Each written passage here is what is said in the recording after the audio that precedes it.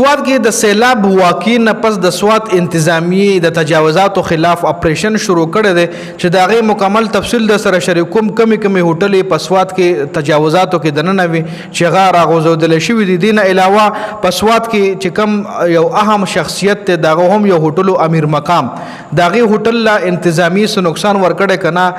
آیا نقصان کچری ورکړی وي نو په هغې باندې امیر مقام څه ریاکشن ظاهر کړی په هغې باندې هم ډیټیل سره خبرې کوو. فضاګټ سره نږدې چې څومره هم سین سره جغت تجاوزاتو په هغې باندې مکمل اپریشن شوی دی دغه اپریشن مکمل کړی شوی هم دی. سوات کې تجاوزاتو خلاف اپریشن شروع دی چې د ډېر خلکو هوټل یې راغورځولي دي چونکې په سوات کې د امیر مقام هوټل هم دی چې په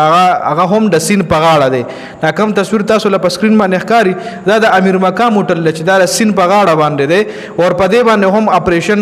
کېدو والو جی. اپریشن چې کله په سوات کې شروع شو نو چې څومره هم سین سره قریبي تجاوزاتو په هغې باندې اپریشن وشو چې عوامو په ډېر زیات اعتراض کولو. د نور هوټل چې راغورځېدلی شوي دي نو عوامو دا وی چې آیا امیر مقام هوټل هم د سین په غاړه دی چې دا به اپریشن نه بچ شي که نه اپریشن کې به دا هم راغورځېدلی کېږي چې د امیر مقام هوټل ته څه ټایم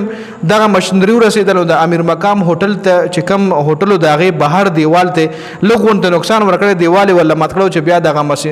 مشینري ودرېدلی شوه چې په هغې باندې عوامو هم شدید رد عمل ظاهر کړی دی. امیر مقام هم په هغې باندې غوسه شوی دی. امیر مقام ویلي چې ما سره د خپل هوټل کاغذات مکمل دي زه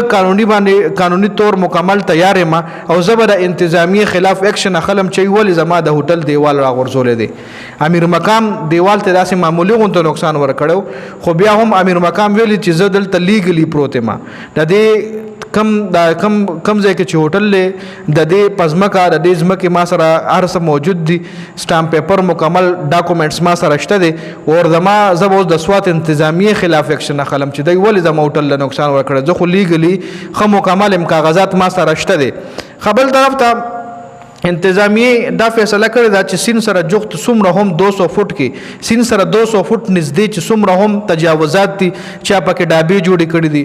چا پکې دکانونه جوړ کړي دي یا چا هوټل جوړ کړی دی یا چا ریسټ روم جوړ کړی دی یا چا د ریفریشمنټ دپاره هسې کورسۍ کېښودي دي نو هغې ټولو خلاف اپریشن کړی چې دا ټول به راغورځېږي دي. هوټل مالکان وایي چې موږ سره NOC او قانوني کاغذات شته خو بیا هم زموږ خلاف اکشن اخیستلی شوی دی. دا چې څومره هم اوس لکه دې کې سوال دی چې چې دی له NOC چا ورکړی ده لکه دی وایي چې موږ سره ډاکومنټ شته موږ په ډاکومنټ پوره یو نو دی د ډاکومنټیشن چا کړی دی لکه دا خو تجاوزاتو خلاف د ډاکومنټس چا ایشو کړي دي هغه سړی رانیول غواړي. بیا فضاګټ سره سین په غاړه تجاوزات مکمل شوي دي. عوام وایي چې ټولو ته په مشترکه په یو سترګه وکتلی شي چې تجاوزات ختمیږي نو د ټولو خلاف ته یو شان اکشن واخیستلی شي. دا نه چې دا سرکاري سړی دی